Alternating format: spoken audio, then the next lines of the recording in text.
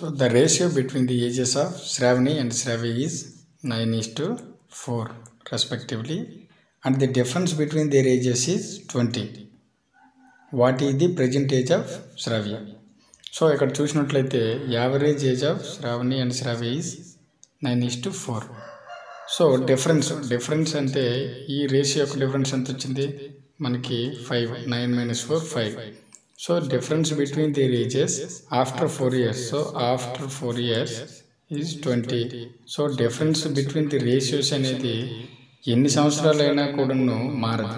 So 5 అనేది 20 అయింది. So what is the present age of Sravya?